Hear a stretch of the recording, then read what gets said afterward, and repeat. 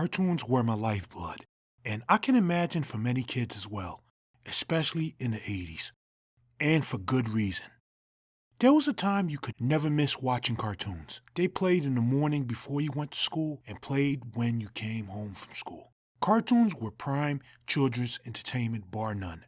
There was one cartoon that made me a lover of them, and that cartoon is none other than the Real Ghostbusters.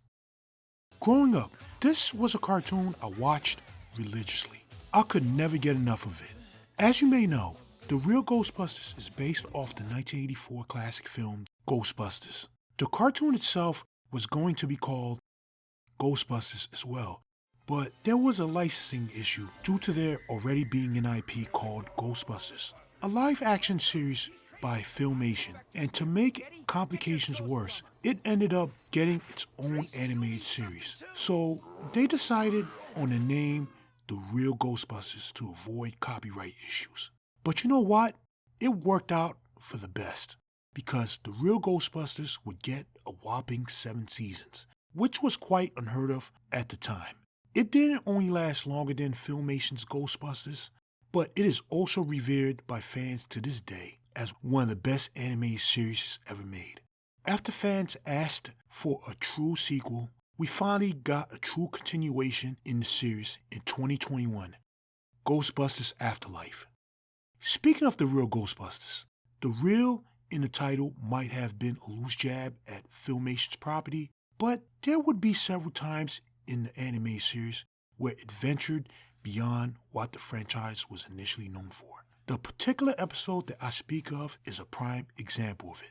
So, without further ado, my favorite episode of The Real Ghostbusters is...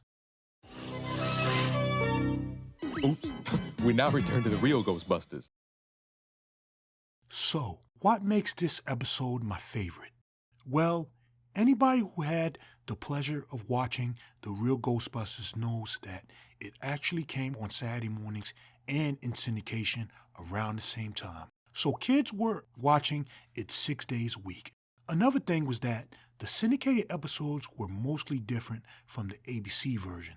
Well, the second season and so on, that is. Anyway, I always preferred the syndicated episodes for 2 reasons.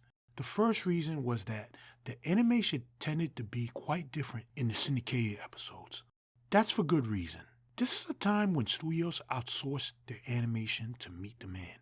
In the case of The Real Ghostbusters, most of the animation duties leaned on the studio by the name of Tokyo Movie Shinsha.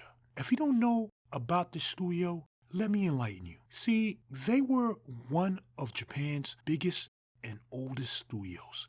They were responsible for creating some of the most iconic anime such as Lupin III and Magic Knight Rayearth. But little did most know, they would also lend their services to America as well for many cartoons at the time. And anybody who knows anime around that time knows that they were mostly known for drawing very fluid animation that leaned on heavy inking and sketching for its character designs. It brings me to reason 2.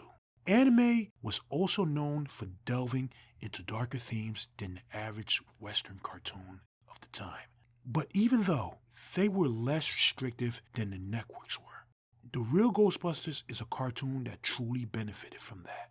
There were a lot of episodes that were borderline dark in nature, from the monsters that were utterly demonic to referencing classic horror literature. It's a cartoon that could never air on television again. If cartoons were still around on network television, that is. Anyway, Knock Knock is a prime example of this. I would like to note something. Usually at the title card, there's always the Ghostbusters jingle that plays at the beginning. But in this particular episode, for some reason, it's completely silent.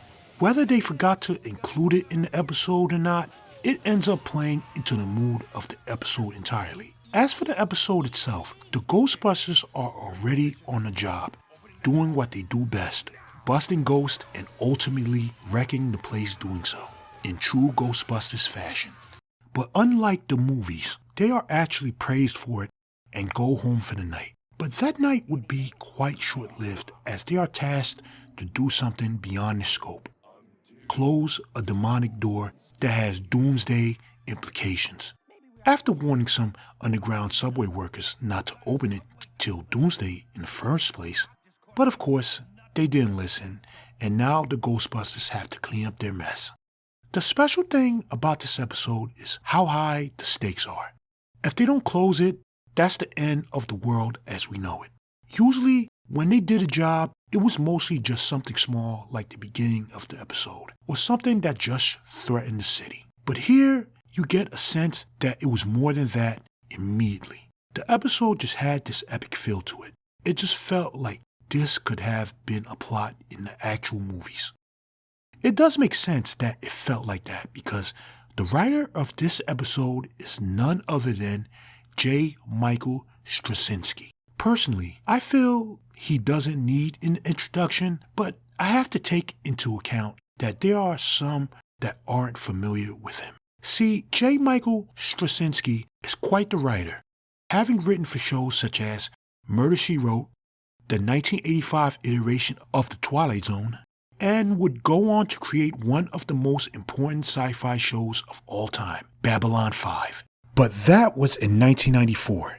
Here, he was a frequent story editor for the Real Ghostbusters, on top of being a writer on the series as well. I would also like to share that I have his book called The Complete Book of Scriptwriting, and in one of the chapters, he covers writing for animation. In it, he quotes that the first creative advantage to animation is that of scope. In animation, anything can be alive and can be a character. A person, a doorknob, a crow, a painting. The entire world is available to you in terms of characterization. The reason that I mention this is that he utilizes this to the fullest extent in this episode. In the episode, a train comes alive and the graffiti on the train pops off the surface and becomes various demonic creatures terrorizing the people in the subway. Not only is TMS's work in full display here, but also the prowess of J. Michael Straczynski's imaginative writing ability. Also, the imagery seen in this episode is beyond anything you could have ever seen on a Saturday morning cartoon. From the various monster designs to the ghastly backdrops, it was very unusual to see that in any cartoon of the time. Speaking of backdrop, there is a scene where they enter the subway and Egon is explaining to them the implications of them not closing the door. Peter, being his usual self, makes this hilarious rebuttal about Ray. Very nice. Looks a little like your room, Ray. Gotta love Peter Venkman. Of course, voiced by the late great Lorenzo Music, of course. Awesome last name, by the way. Anyway, as for the animation, I admit it wasn't even TMS's best effort in terms of animation quality, but the number of assets they had in this episode was definitely appreciated by me. It felt like there was so much going on in the episode. Of course, with myself being a kid at the time, I couldn't grasp that concept. Also, I loved how the Ghostbusters are portrayed in this episode. We see them as a collective unit who know they have such a dangerous task ahead of them, despite Egon telling them they might never come back from it. We've got to find the door and close it again, even if it means we'll never come back ourselves. All right. But if I don't come out of this alive, I'm going to be real upset.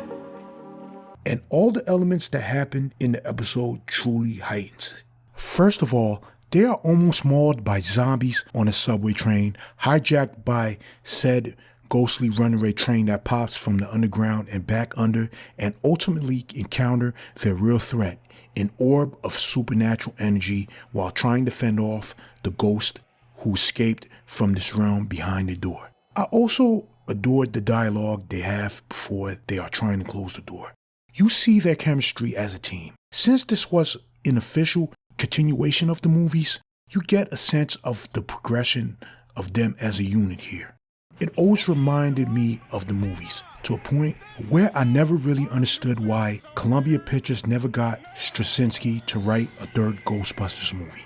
Everything about this episode was very well done. This could have easily been something throwaway from Straczynski, but he really cared about the series. It definitely showed. Now, I don't really have to say how it turns out for the Ghostbusters. It's quite obvious. This was a cartoon that had 65 episodes in syndication. Of course, they win and save the day. But back then as a kid, I didn't know that. That's the beauty of the episode. It made me feel like it was the end for them. That sense of urgency always makes me remember this episode out of any of the syndicated episodes. Another thing that always made this cartoon stand out for me was the score. Now, it may be debatable that most cartoons of that era were overly scored, but for me, I believe that lent to their charm, and one of the many reasons many believe why most of them aged so well. Go look at the older theatrical shorts, such as the MGM Tom and Jerry cartoons, for a proof of how music can add to the viewing experience. The Real Ghostbusters, unsurprisingly, uses this to great effect. However, it was used very sparingly compared to an average episode of the series. Most cartoons today don't utilize this much in their productions. It's always great to watch older cartoons just for that aspect. And on top of that, Straczynski also manages to squeeze in a B story, which I found quite amazing itself, considering that this was an extremely heavy episode due to how dark in nature it was. Of course, it involves Peter and Slimer. And again, of course, being Slimer involved eating all the food. But the ending is what truly does it for me. It just wraps up this episode on a great note. The Real Ghostbusters is a true gem for me. When I think of it, it makes me wonder where the time has gone, and always think about when they are going to ever bring back cartoons to syndication. Then I've realized one simple truth. It isn't the 80s anymore.